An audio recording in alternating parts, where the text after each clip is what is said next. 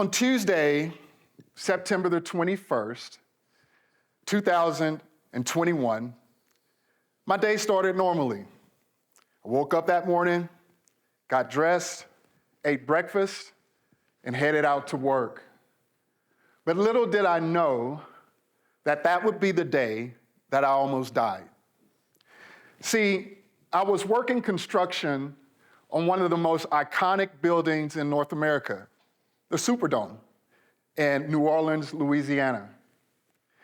I'd been there, I would say, about a week or so, working 12-hour shifts. Somewhere around the seventh day, our bodies were tired, our minds were tired, our equipment was being worked to the limit. I went to refuel one of the pieces of equipment that I was working on, and all of a sudden, it exploded. And there I was on the top of the Superdome, fighting a 20-foot ball of fire that was hurling my way. I felt the heat as the fire increased. My skin began to burn. My face began to burn. I tried fruitless attempts twice to put out the fire to no avail. Finally, I just gave up and ran to safety.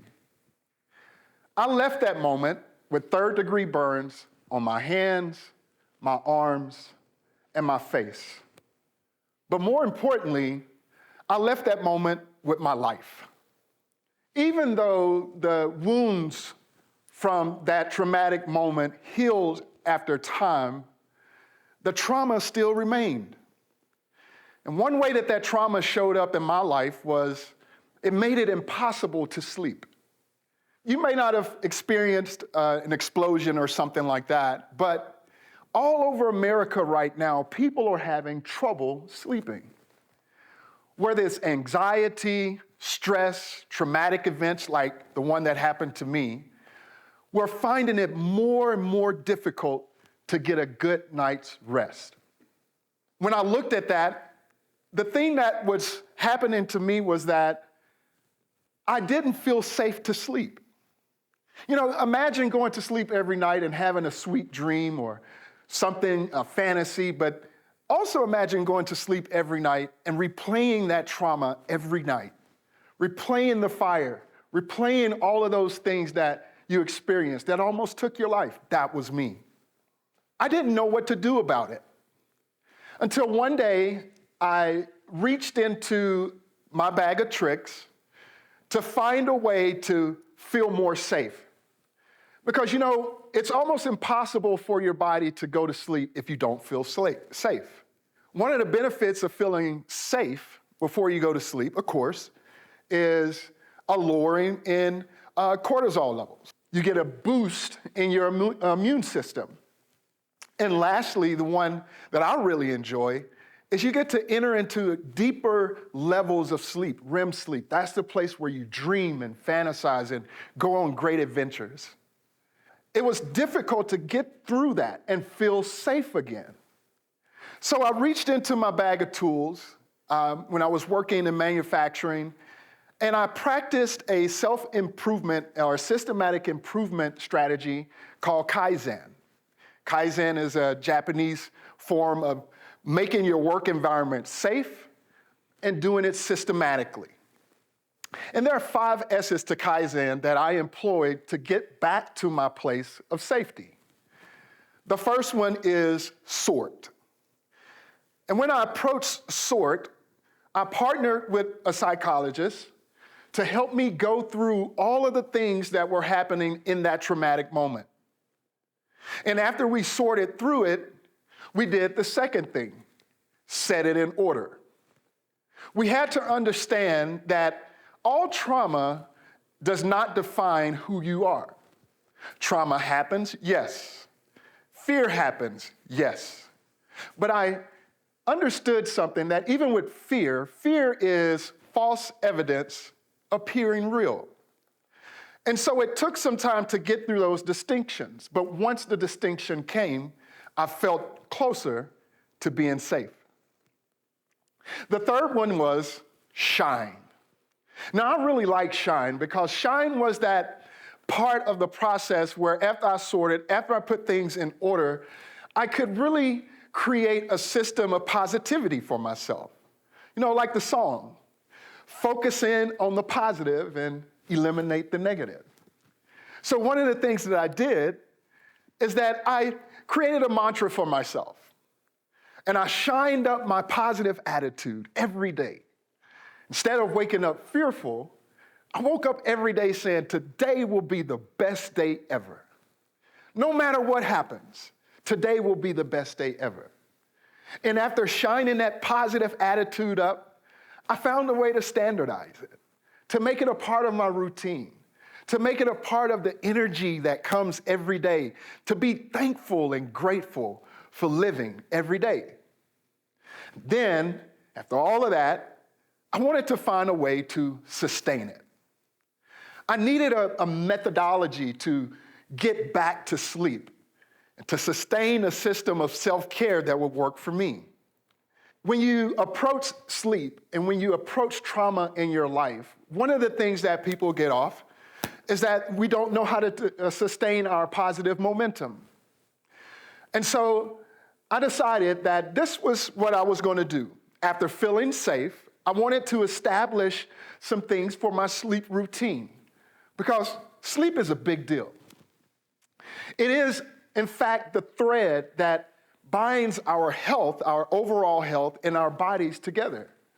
And if we're not sleeping, we're not living. And so I began to prepare for my sleep. One of the things that I did every night, and I still do this, is I give myself permission to sleep.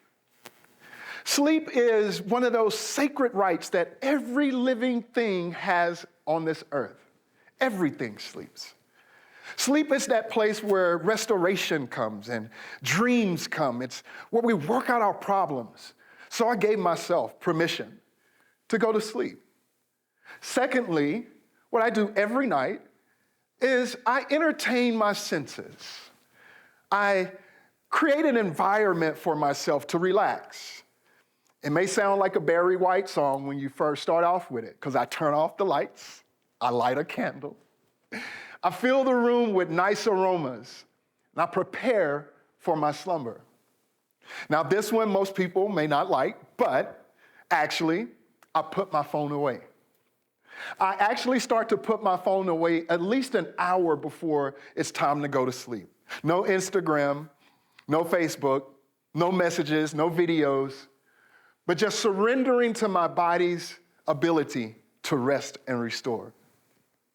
Next, I create a cozy, quiet place, because two of the things that interrupt our sleep most often are light and sound. So I eliminate the light, reduce the sound so that I can fall in to sleep quickly. And then the last one, which I really like, is daily orgasm, whether by yourself or with a partner. The orgasm in our bodies release some of those great good feel hormones, oxytocin, dopamine. It gets into our system and allows us to rest. And these things have worked for me. And every night becomes a night of preparing for the most sacred of rituals as a human, sleeping. In research for this talk and thinking about what I would say, I came across a unique fish called the parrotfish. Now, the parrotfish has this amazing ability to create a cocoon around itself by secreting a type of mucus. It comes and it creates a cocoon to keep it safe from predators and enemies. I don't have any enemies, and neither do I have predators after me.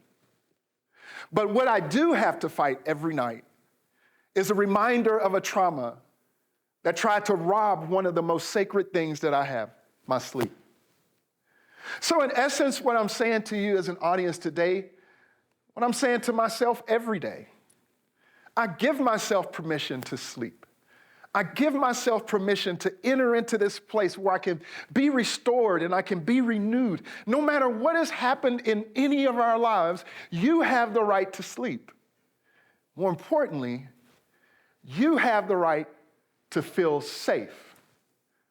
So just like that parrotfish, I want to encourage you, create a cocoon around yourself. Prepare for sleep. Vision sleep as one of the most important things that you can do for your overall health. Just like me, just like that parrotfish, once again, you can know that it is safe to sleep.